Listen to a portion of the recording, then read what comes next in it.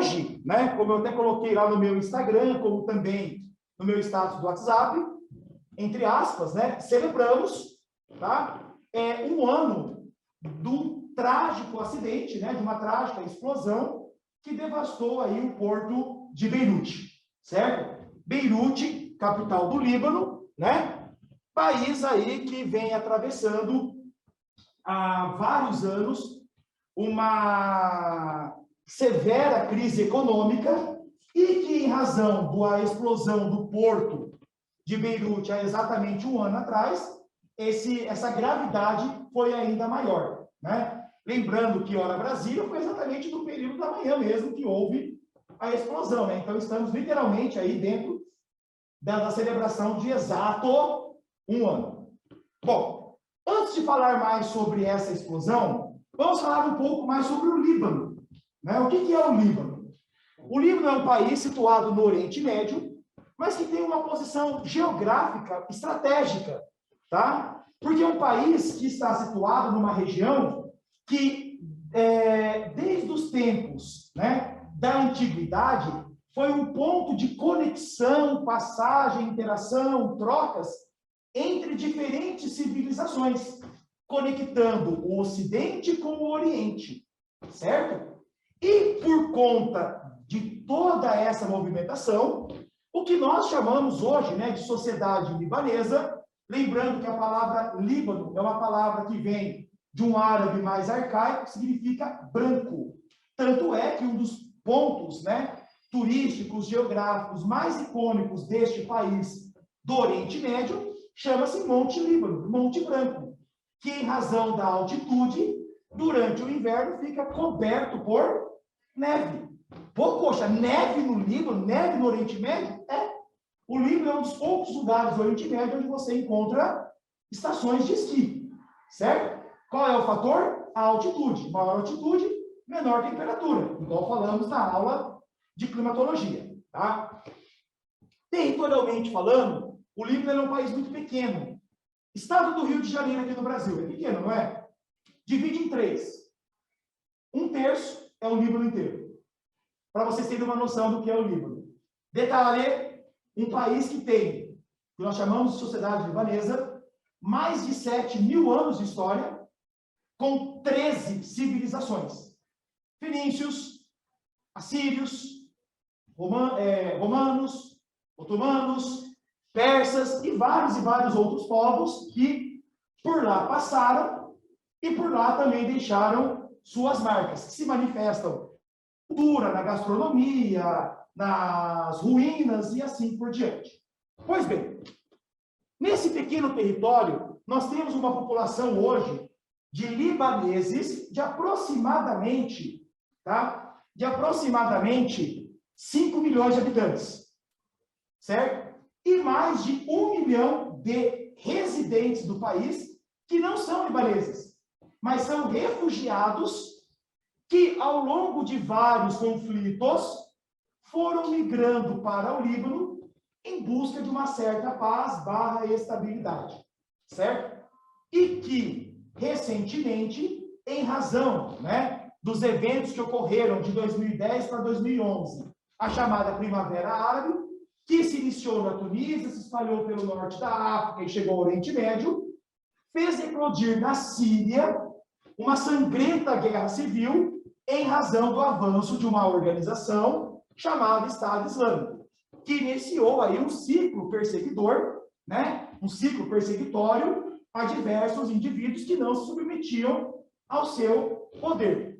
Bom, por conta disso, muitos sírios migraram para outros países, e dentre esses países, o Líbano, certo? Seja por questão aí de identidades religiosas, linguísticas e proximidade geográfica. Bom, então, o Líbano é um país que, historicamente, passou por diversas guerras. Como nós vimos, né, nas nossas aulas de Oriente Médio, uma das primeiras, que inclusive eu vi caracterizado com a minha roupa antiga, de árabe, a nova agora estou mais vestido, que ela veio de Dubai mesmo. A antiga, ela veio da 25 of March, tá? Que é da 25 de março. Tá? A atual, não, aquela que eu vi, ela veio de Dubai. É chique mesmo, aquela lá. minha rede, que eu fiquei contente que ela serviu em mim. Tá? Enfim, como o Augusto falou hoje na sala dos professores, você está com vírus?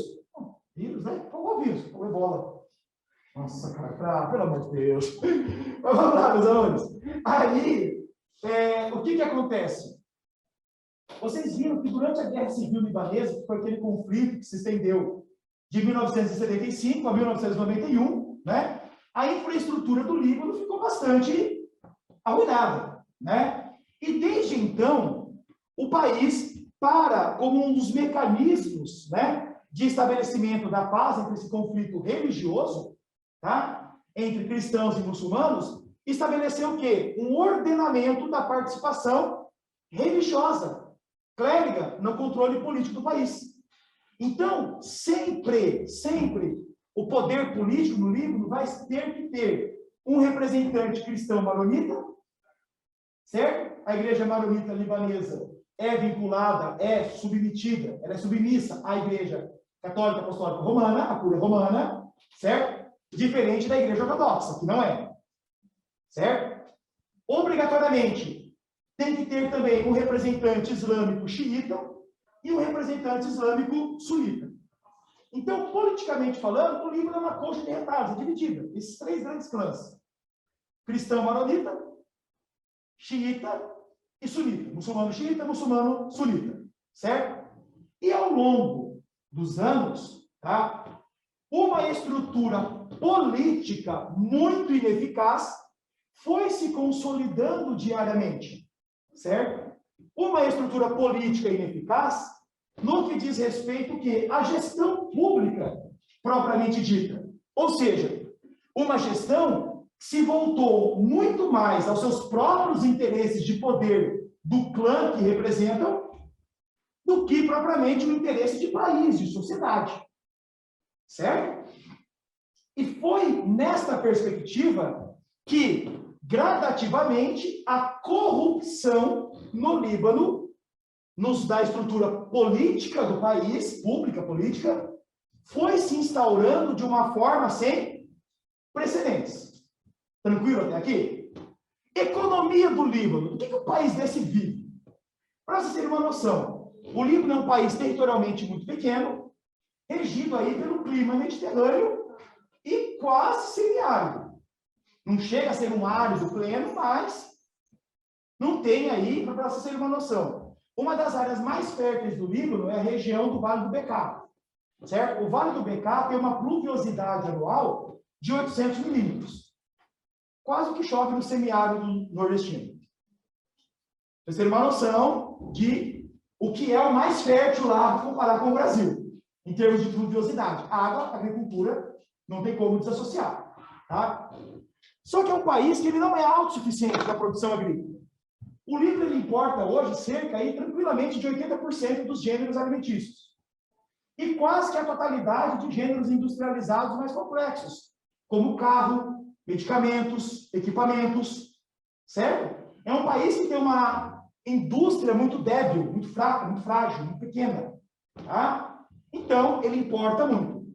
O que o Líbano exporta? Basicamente, gêneros agrícolas, certo? Como, por exemplo, os derivados da oliva, como também os derivados da uva. Vinho, azeite, óleos, essências, basicamente isso.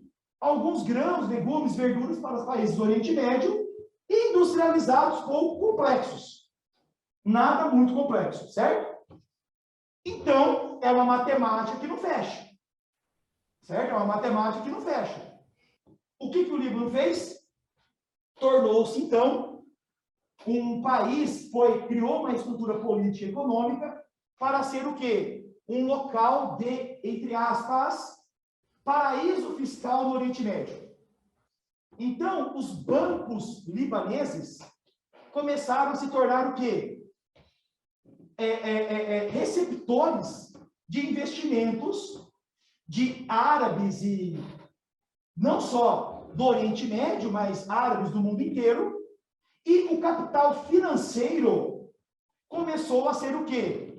A grande mola propulsora de entrada de dólares no país, certo?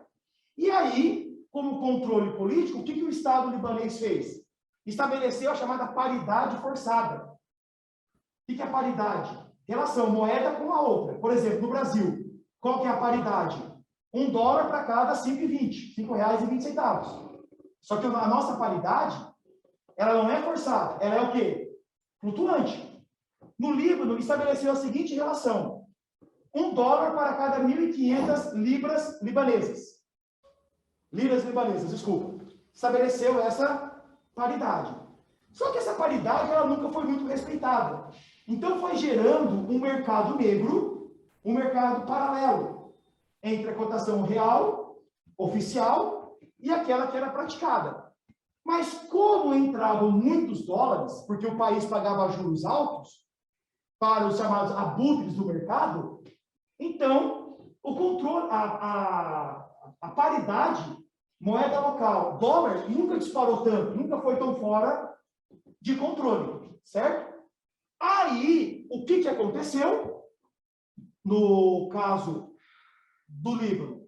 Chegou uma hora que o país percebeu que o nível de endividamento do Estado era muito alto, por meio de corrupção, supersalários, obras superfaturadas, e ele não conseguia mais o quê? Garantir o pagamento da sua dívida, porque ele ficava rolando dívida. Era assim, eu pegava dinheiro emprestado do Greg para pagar o que eu devia para a Yasmin. Quando ia vencer a minha dívida com o Greg, eu pegava dinheiro emprestado do Horácio, pagava o Greg. Quando ia chegar a dívida com o Horácio, eu pegava dinheiro com a Camarguinho, e assim por diante. E assim foi girando. Só que chegou num ponto que a dívida era tão grande que o país parou de pagar, porque parou também de pegar dinheiro emprestado. Ninguém mais tinha confiança. E foi aí que o fluxo de entrada de dólares no país se estagnou, encerrou, tipo assim, despencou, e a cotação oficial permaneceu praticamente a mesma, mas a cotação paralela estourou. Hoje, para vocês terem uma noção, lembra que o oficial que eu falei que era $1 para 1.500 liras libanesas? Hoje está a mais de 18 mil. Então, tem uma noção do quanto que aumentou. O Líbano não importa quase tudo que consome? Não importa. Importação é feita em qual moeda? Dólar. Só que internamente eles pagam em dólar, o cidadão comum? Não. O que aconteceu com o preço das coisas? Estourou. Hiperinflação. Com alguns produtos de gêneros alimentícios subindo mais de 700% em menos de um ano. Para vocês terem uma noção, o quilo da carne bovina no país, hoje é negociado, eu tive a pachorra de pesquisar, que para comparar padrão de vida de um país com o outro, não é só o valor, mas sim o poder de compra do dinheiro. Numa conversão seca para real, passa de R$240 o quilo de uma carne bovina convencional. Num país em que o salário mínimo, desculpe, que o salário médio de profissionais da educação, para ter também uma referência, gira em torno de $50. Profissionais, estava lendo, enfermeiros e outros profissionais que tinham uma renda média, convertendo moeda local em dólar. Girava em torno de $2.000, hoje ganhando menos de 200, $150. Nessa conversão. Porque a moeda nacional disparou, mas o salário se manteve. A moeda nacional em relação ao dólar foi desvalorizada e o salário em moeda nacional permanece. Então, esse caos político estourou. Como resultado, primeiros ministros renunciaram ao poder, certo? E a situação não chegou num acordo. Não chegou em um acordo porque as lideranças religiosas, sobretudo em nome de interesses privados dos clãs que representam, e em nome de radicalismos, em nome de extremismos, acabam fazendo o quê? Deixando de lado o interesse coletivo, em detrimento, colocam o interesse individual, em detrimento do interesse coletivo. Então, desde 2019, a situação no Líbano está caótica. Ponto. A questão da explosão, a explosão no porto de Beirute. O porto de Beirute é a principal capital cidade do país, é a capital, mais de 2 milhões de habitantes vivem lá, então quase metade da população libanesa vivendo lá. Então, a gente percebe o quê? Ali é a principal porta de entrada e saída do país para o mundo, certo? Tanto no que diz respeito ao turismo, como também em mercadorias. E era no porto de Beirute que ficavam também os principais armazéns de grãos do país. Trigo, arroz, lentilha, cevada, trigo, enfim, gêneros alimentícios. E também o armazenamento de outros produtos, dentre eles, produtos químicos usados na agricultura. E foi exatamente num desses galpões de um produto químico que estava armazenado fora das normas, né, de segurança e que acabou o quê? Tendo a explosão. Essa explosão consumiu, né, toda a infraestrutura do porto de Beirute, como também tudo aquilo que estava armazenado ali. Você imagina um país que já está em crise com uma explosão dessa. É a relação chave-fechadura que faltava para fechar essa engrenagem. Era o que faltava para fechar essa engrenagem trágica. Certo? E aí, desde então, há um ano, lideranças batem a cabeça no sentido cachorro correndo igual atrás do rabo, gira, gira, gira, gira, e não sai do local. Certo? A elite do país, a elite econômica, vinculada ao Estado, continuando a usufruir das benesses que sua posição a mantém, e um nível de empobrecimento absurdamente crescente. Como, por um exemplo, podemos citar aqui, tá? O percentual de população vivendo abaixo da linha da miséria. Hoje, no Líbano, que já foi chamado, né, a Beirute foi chamada Paris do Oriente, certo? Um local de grande prosperidade econômica no contexto do Oriente Médio, hoje, mais de 50% da população vive abaixo da linha da miséria. E o pior, sem nenhuma perspectiva. O Líbano provavelmente vai passar por mais um ciclo emigratório. O Líbano, como a Espanha, são países historicamente de imigrantes, gente que sai. E o período de estabilidade de 90 até agora há pouco fez com que essa saída freasse. Com certeza vamos ter um novo ciclo. E neste novo ciclo, o Brasil vai ser um país que com certeza vai receber novamente grandes levas de libaneses. Por quê? Primeiro que o Brasil tem a maior colônia de libaneses do mundo. No Brasil, você tem hoje cerca, com tranquilidade, eu vou te apresentar um número, mais de 14 milhões de libaneses e descendentes vivendo no Brasil. Ou seja, em tese, tem mais libaneses descendentes aqui do que lá, do que a população total de lá. Certo? Ponto 1. Ponto 2. O Brasil é um país que, não vou dizer um país, uma sociedade mansa, receptora, que falar isso é a maior prosopopeia flasta para calentar bovino do mundo, ou seja, vai conversar mole para boi dormir. A gente não pode falar que nós somos uma sociedade mansa, um histórico pacífico, num país que teve uma escravidão, como a que nós tivemos. Num país que teve, né, a pachorra de uma guerra no Paraguai. Mas, se comparados a outros países, a tolerância à diversidade cultural, religiosa, em relação a povos árabes, no Brasil ela é mais tranquila. Então você tem esse fator, esse contexto de atração, e você tem também o fato de muitos de lá terem famílias aqui.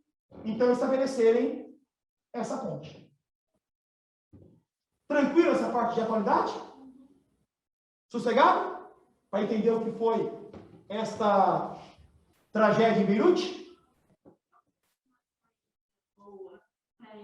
Para eles, a primeira coisa seria você agir, e é aí que está o grande desafio, que não é diferente do nosso. Reforma na gestão pública para tornar um Estado eficiente. Entenda, combater corrupção, punir quem corrompeu e recolher o dinheiro que foi corrompido. Aí eu te pergunto, na cadeia alimentar, lobo come lobo? Uma provocação, uma reflexão. Você entendeu? Mais alguma pergunta? O primeiro ponto é esse, essa reforma política, no sentido de eficácia administrativa, tornar o Estado eficiente. Se não, meu, esquece, não vai. Mas até isso acontecer, aí você tem que olhar o perfil de quem está morrendo. Enquanto não chegar a nós, há uma luz perversa de análise, não que eu concorde com isso, por favor. Mas até que chegue a nós, entre aspas, dane-se o outro.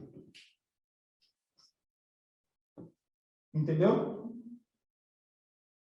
Não existe, às vezes, né, remédio que não amarga. Às vezes o amargor, apesar de ruim, é necessário.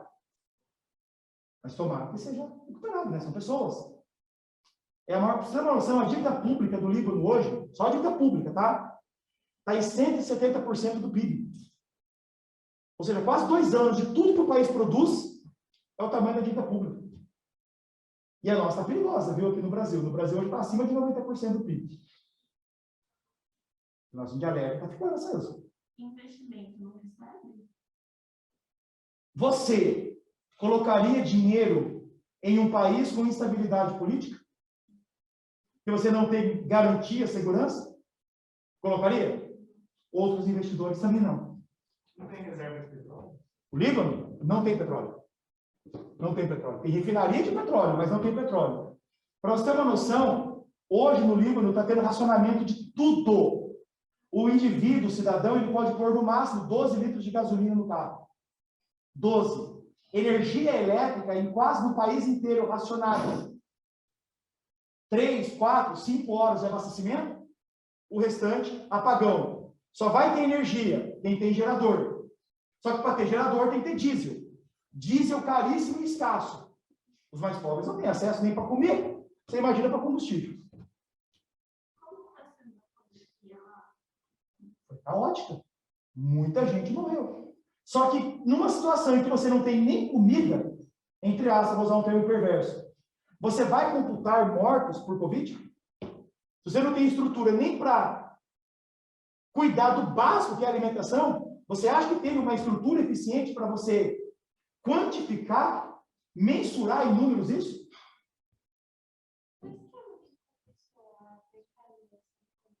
Na verdade, Yasmin, o estouro, ela deu-se em 2019. Foi o ano que, assim, essa bolha, foi assim, foi inchando. A dívida foi aumentando, foi inflando. De 91 para cá. Em 2019, estourou. Em 2019, estourou. Que ano que você foi? 2005. Outro país. Eu garanto por A mais B, se você for hoje lá, garanto por A mais B, se você for hoje lá, você vai encontrar um outro país. Inclusive, eu vou pedir para o Lucas recortar essa parte da aula e mandar em vídeo que eu vou pôr no canal. Aí eu dedico essa aula a 2 grandes irmãos, seu Aref e o Jorge. Essa aula em homenagem a vocês dois. Outro país. Oi. Drasticamente para ter esse cenário de O que mudou? O endividamento público. Chegou num ponto que o endividamento, aquela rolagem da dívida, que foi o que eu expliquei. O dinheiro que entrava, eu pegava, captava dinheiro emprestado para pagar a outra dívida. Esse fluxo parou. Esse fluxo de capital parou. Como também os investidores começaram a tirar dinheiro. Hoje, para você ter uma noção, o Banco Central libanês estabelece limite de saque. Você não pode tirar mais, salvo meu engano, de $50 por mês. Para quê? Para evitar ainda que saiam mais dólares. Você foi para qual cidade lá, Yasmin? Beirute? É um país que eu morro de vontade de conhecer. Morro de vontade. É óbvio, tem um lado bonito, como em todo lugar.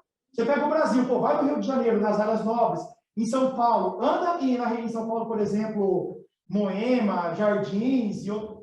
Você fala, pô, isso aqui não é Brasil. Nossa, pega um estrangeiro, vê só aquilo, você fala, gente, é uma Suíça. Agora vai para outros áreas.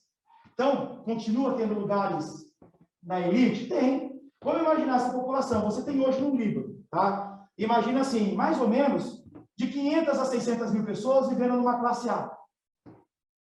Uma elite. Mais ou menos 1 milhão numa classe média em decadência. 500, 600 mil numa classe média em decadência. 1 milhão naqueles que só conseguem comer. E o restante abaixo da linha da pobreza. Entendeu? Então, áreas bonitas em Beirute, com certeza, continua tendo. Deve ser, continua existindo. Né? Mas, por exemplo, aquela região do Porto, você deve lembrar quando você foi? É uma das do Porto de Beirute. É uma região, por exemplo, ali tem a parte de navegação, mas tem a parte boêmia. A parte de gastronomia, barzinhos, restaurantes e tal, onde é o fervo. E o Líbano, ele se destaca, ele se diferencia no Oriente Médio por ser um país que, não culturalmente ainda não, mas legalmente, você tem muito mais, ou melhor, muito menos diferença, não é mais equidade, é menos diferença entre homens e mulheres. Tanto é que, por exemplo, o uso do véu, no caso da mulher, é opcional, a não ser que você entre numa mesquita. Aí você tem que pôr com respeito. Mas tem países do Oriente Médio que o uso do véu da mulher é obrigatório. Você não tem opção de usar ou não usar. Até uma estrangeira? Sim, mesmo estrangeiro, você pode usar normal. Normal. A não ser que você entre numa mesquita. Aí é a norma da identidade religiosa. Então, se vestir. O homem não é obrigado a pôr a túnica. Ele pode entrar com roupa normal, mas calça, tal, mas sem ser de camisa de cavalo, bermuda. Entrar descalço. Eu lembro que, tipo, o Líbano era diferente da Síria. Eu era bem pequenininha, tipo, não podia usar regata, sabe? Onde? Na Síria, sim. Não podia usar regata, não podia usar shorts. Você tinha que andar completamente vestido. O corpo Aham. não mostrando, sim. Já tem essas diferenças, né? Mais acentuadas. Gente, tranquilos? Deu para ter uma noção do ponto de atualidades? Valeu? Turma aí de casa, alguém quer perguntar alguma coisa? Falar alguma coisa? Tranquilos? Então vamos lá então para a climatologia Brasil.